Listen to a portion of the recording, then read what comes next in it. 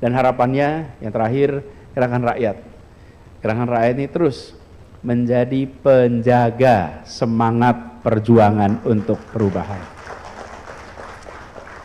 Menyebarkan gagasan kebaikan, menyebarkan gagasan kebersamaan, prinsip-prinsip keadilan di dalam kebijakan negara harus menjadi perhatian kita.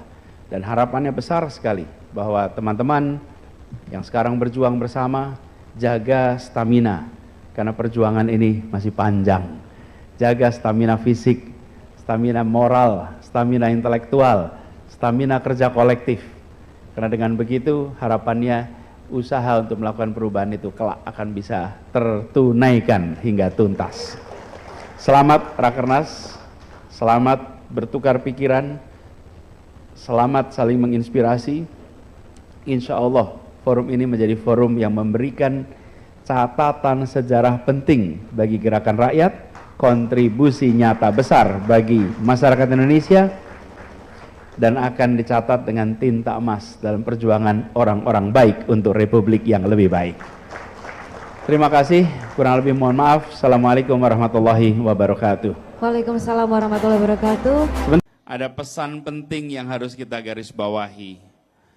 Merdeka bukan sekedar menggulung kolonialisme. Merdeka adalah menggelar kesejahteraan dan keadilan bagi seluruh rakyat Indonesia. Kita sering ingat pada soal menggulung kolonialisme, tapi sesungguhnya yang lebih mendasar adalah menggelar keadilan bagi seluruh rakyat Indonesia. Kita tahu kolonialisme tidak adil, karena itu kita memilih merdeka. Kita menolak kolonialisme karena di sana ada ketidakadilan. Karena itu setelah kita merdeka, maka yang kita harus hadirkan adalah keadilan sosial bagi seluruh rakyat Indonesia. Di Jakarta ini yang sedang kita ikhtiarkan. Kita tidak ingin di kota ini justru menjadi simbol ketidakadilan. Jakarta harus menjadi simbol. Di kota ini Sumpah Pemuda dikumandangkan. Di kota ini proklamasi dikumandangkan. Maka mari sama-sama kita buktikan di kota ini seluruh janji kemerdekaan bisa terlaksana untuk setiap warga negara. Karena itu kebijakan, langkah yang kita lakukan di Jakarta bukan semata-mata untuk sekelompok orang, tapi justru untuk semuanya. Memastikan cara pandangnya pun cara pandang berkeadilan bagi semua.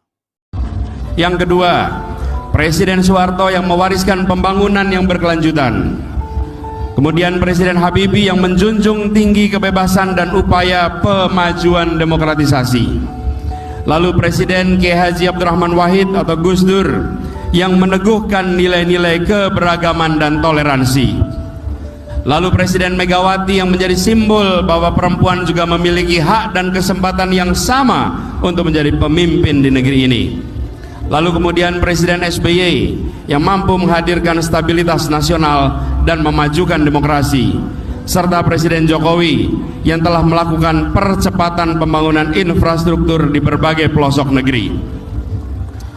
Ke depan, tugas dan tantangan kita untuk melengkapi, meluruskan dan memperkuat pembangunan bangsa, terutama di bidang pertumbuhan ekonomi kerakyatan, supremasi hukum, penguatan demokrasi, pemerataan kesejahteraan, serta menghadirkan keadilan sosial.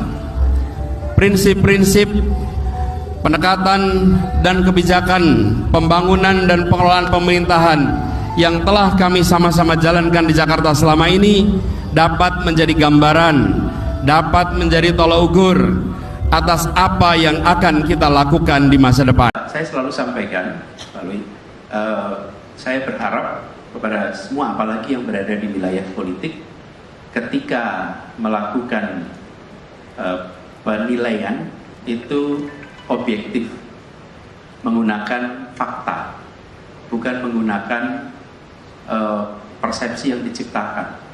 Saya beri ilustrasi begini, Pak. Ini adalah apa ini sini? Apa? Air. Yakin Bapak ini air? Sebotol apa ini? Botol air, yakin? Sekarang lebih sekalian gini, kalau ada 8 orang yang pegang mikrofon dan mengatakan ini adalah sebotol air keras, terus menerus mengatakan ini adalah sebotol air keras, terus menerus, maka apa yang tercipta di ruangan ini? Keyakinan bahwa ini adalah sebotol air keras. Saya sering mendapatkan begitu, Pak Lut. Lalu apa jawaban saya? Saya tidak menyanggah dengan kata-kata. Apa yang saya lakukan? Ini yang saya lakukan.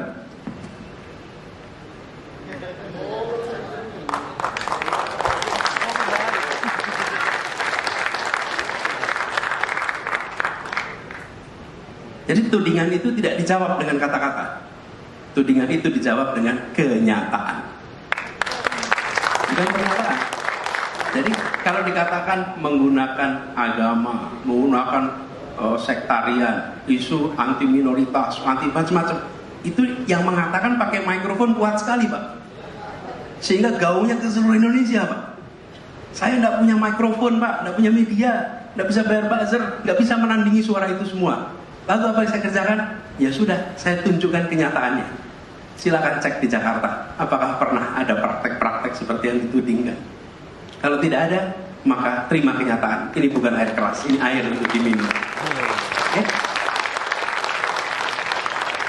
Nah, masalahnya kita tidak bisa menyalahkan. Tidak semua orang mau mencari informasi secara lengkap. Nah, itu faktanya. Tapi nggak apa-apa. Lebih baik diduga buruk ternyata baik, Pak, daripada dipersepsikan baik bertahun-tahun ternyata bermasalah.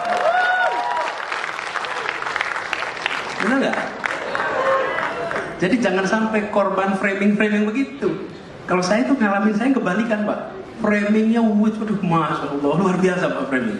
Sampai di ujung-ujung Papua juga ceritanya begitu, Pak. Ya? Tapi silakan datang ke Jakarta dan silakan saksikan. Nanti Bapak Ibu akan menyaksikan kabar bahwa ini air keras, akan Bapak Ibu rasakan ini air minum yang nyaman untuk diminum, gitu kira-kira ya. Makasih. Halo teman-teman, berjumpa bersama saya di Politik Dangi. Luar biasa sekali bagaimana pidato perubahan Anies Baswedan ya. Harapan beliau kepada gerakan rakyat yang notabene akan menjadi partainya ke depan, teman-teman. Dan pidato ini sungguh luar biasa. Bagaimana Anies Baswedan ingin memperbaiki sistem-sistem yang mungkin yang terbelit-belit di negara kita, teman-teman. Kita yakin bahwa Anies Baswedan ini adalah tokoh yang menjadi panutan, tokoh yang menjadi inspirasi bagi masyarakat, ya, terkhusus kaum muda saat ini. Bagaimana Anies juga menjadi ancaman besar bagi para oligarki. Kita tahu bahwa Anies Baswedan saat ini, teman-teman, adalah salah satu tokoh yang berpotensi maju di Pilpres 2029 mendatang.